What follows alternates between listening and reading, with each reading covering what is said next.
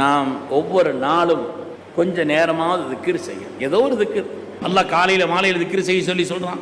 அதனால கொஞ்ச நேரமாவது ஒதுங்கி இருந்து ஏதோ ஒரு திக்ர் உங்களுக்கு வாய்ப்பு இருந்தால் ஹஸ்புனல்லாஹு வ நிஅமல் வக்கீல் நிஅமல் மௌலா வ நிஅமன் நசீர் ஒரு 450 தடவை ஓதிட்டு வாருங்க.